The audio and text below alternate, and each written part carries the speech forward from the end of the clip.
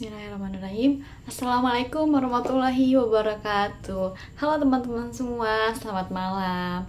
Perkenalkan, nama aku adalah Rifati Hikmimori. Aku adalah salah satu mahasiswi dari Universitas UIN Sultan Maulana Hasanuddin Banten. Nah, teman-teman semua, hari ini aku mau ngasih teman-teman semua sebuah informasi apa yang pernah aku pelajari di dalam kelas. Nah, teman-teman, sebelumnya aku mau nanya nih sama teman-teman. Teman-teman pernah nggak sih kayak datang ke sebuah acara penyuluhan atau kayak acara-acara agama gitu, tapi tuh teman-teman tuh ngerasa kayak cuma dengerin satu arah doang gitu tuh. Terus kadang tuh bikin ke teman-teman ngantuk, boring, bosen, terus malah bingung nih mau nanyanya ke siapa, terus mau nanya apa ya gitu. Nah, teman-teman tahu nggak sih, sekarang itu tuh banyak banget cara yang jauh lebih seru dan lebih asik. Nah, teman-teman, salah satunya adalah namanya itu penyuluhan berbasis konseling kelompok dengan metode FGD. Nah, atau bisa disebut Focus Group Discussion. Nah, teman-teman, singkatnya aku jelasin ya, FGD itu apa.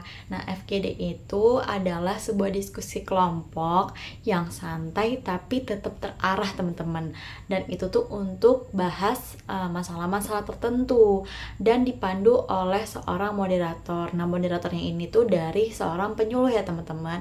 Jadi nggak ada lagi tuh yang namanya cerita dengerin cuma ceramah gitu kan, kayak sampai ngantuk, itu nggak ada. Jadi itu dalam diskusi ini tuh semua itu boleh berpendapat gitu. Nah, teman-teman, kalau misalkan diterapkan di penyuluhan agama gitu ya, konsep ini tuh ngubah suasana komunikasi yang tadinya tuh cuma kaku satu arah. Nah, itu bisa jadi dua arah atau yang interaktif banget. Pokoknya jadi kayak ya bukan cuma ngobrol satu arah doang, atau misalkan cuma si penyuluh doang yang ngomong, tapi kayak yang lain juga bisa ngomong. Nah, apa sih namanya, pendekatan ini tuh sifatnya tuh kolaboratif ya, terus juga dan apa sih namanya, kontekstual. Jadi itu artinya kayak apa yang dibahas itu bener-bener masalah yang relate sama kehidupan kita dalam sehari-hari. Nah, kita tuh nggak cuma langsung sekedar tahu nih teori agama itu apa aja, tapi bisa langsung uh, apa sih namanya, nyambungin gitu kan sama pengalaman-pengalaman nyata kita. Jadi bisa kayak sharing-sharing gitu, teman-teman, di dalam apa sih namanya, teori atau yang di dalam kayak kita menggunakan yang namanya FGD. Nah, teman-teman, FGD menggunakan teknik FGD ini juga banyak loh manfaatnya gitu kan dalam konseling kelompok agama. Nah, yang pertama itu ngebantu kita nih, teman-teman, buat paham nih nilai-nilai agama tuh secara lebih mendalam karena dibahas bareng-bareng. Jadi itu kita cuma nggak dengerin cuma pendapat satu doang, tapi kita dengerin dari pendapat A, B, C, D. Jadi kita tuh saling tuker-tuker, sharing-sharing gitu kan.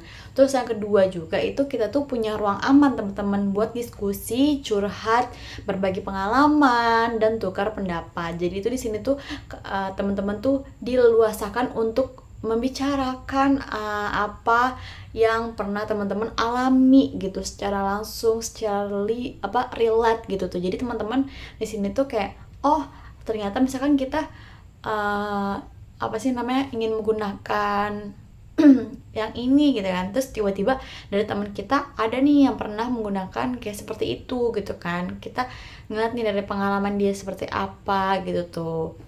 Nah, teman-teman, terus yang ketiga itu ada ngelatih kita nih buat saling menghargai dan dengerin sudut pandang orang lain. Jadi tuh apa sih namanya, kita itu bisa secara nggak langsung kayak kita belajar untuk menghargai orang lain gitu kan. Kayak misalkan dia sedang berbicara, kita dengarkan terlebih dahulu sampai selesai, lalu nggak kita potong. Itu kan cara kita untuk menghargai seseorang ya gitu. Terus kayak mendengar dari sudut pandang lain, bukan dari sudut pandang kita doang. Jadi tuh banyak kayak, oh ternyata dari dia tuh kayak gini, dari dia tuh gini. Jadi kita bisa membuka pikiran kita gitu tentang apa yang bakal kita bahas dalam penyuluhan agama tersebut. Nah, terus teman-teman yang keempat itu tuh bisa bikin kita tuh lebih kritis, terus lebih relatif juga sama perilaku kita sendiri. Jadi kita tuh lebih kritis gitu loh pemikirannya gitu, karena mendengar dari sudut pandang orang lain. Nah teman-teman, ini tuh bisa nih meningkatkan kesadaran spiritual kita dan karakter religius kita juga gitu kan.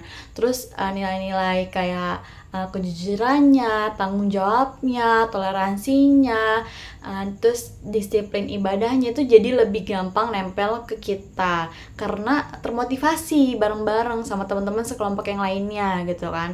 Ini tuh untuk menerapkan nilai-nilai agama dalam sehari-hari. Jadi tuh kayak ada motivasi lah, misalkan yang kita awalnya sholatnya bolong-bolong gitu kan, terus kita mendengarkan gitu kan dari sudut pandang orang lain gimana dia merasakan sholat yang rajin dan tepat waktu, kayak dalam dirinya berdampak spiritual itu kayak dia lebih tenang, lebih sabar, dan banyak segala lainnya gitu. Itu bisa jadi kayak termotivasi, kayak biar kita sholatnya nggak bolong-bolong, biar kita sholatnya kayak tepat waktu, seperti itu teman-teman.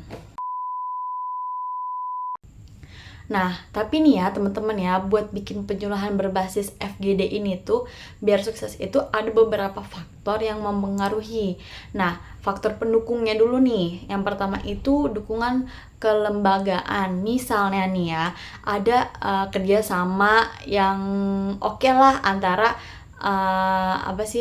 kayak tamir masjid, terus majelis taklim, terus masyarakat sekitar. Nah, kalau ngedukungin secara penuh tuh acara ini tuh pasti lancar karena kayak banyak dukungan gitu tuh, bukan cuma dari satu pihak doang. Jadi tuh biar diskusinya itu tuh jadi berjalan lebih oke dan lebih terarah gitu. Kita juga kayak ada sudut pandang ini gitu kan. Jadinya bisa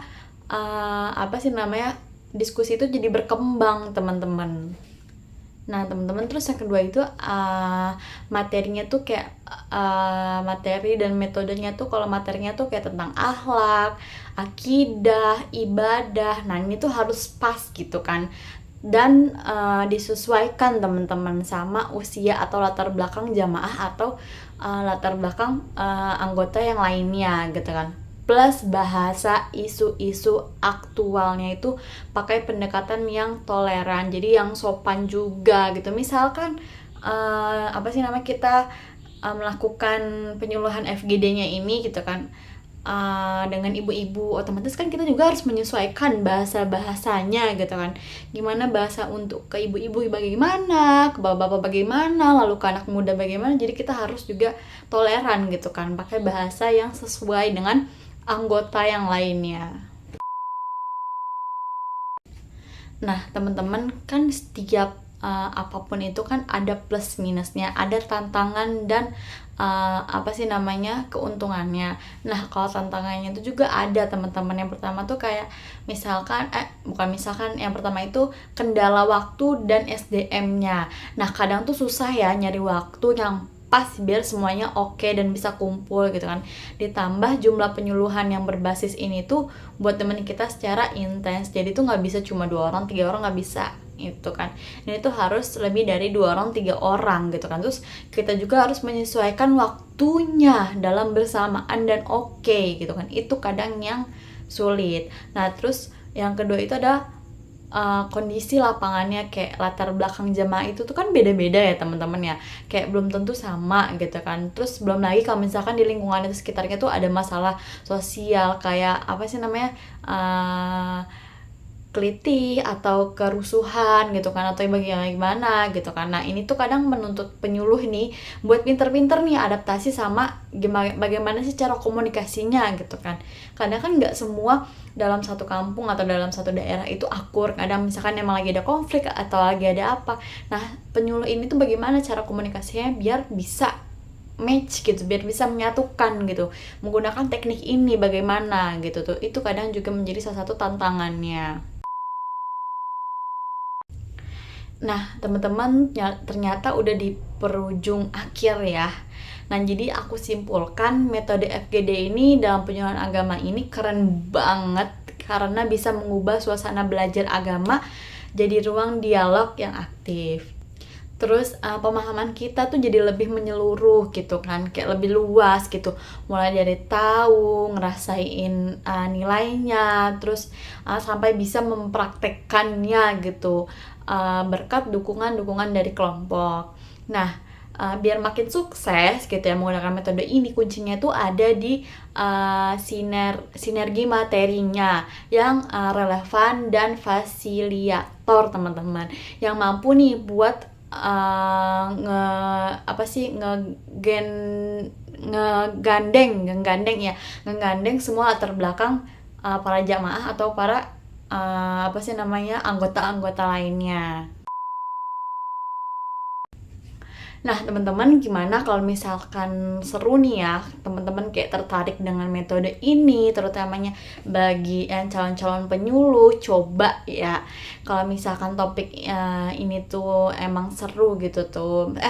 Kalau misalkan metode ini memang seru, coba teman-teman praktekkan. Nah, aku Rifati Memori pamit undur diri. Wassalamualaikum warahmatullahi wabarakatuh. Bye bye.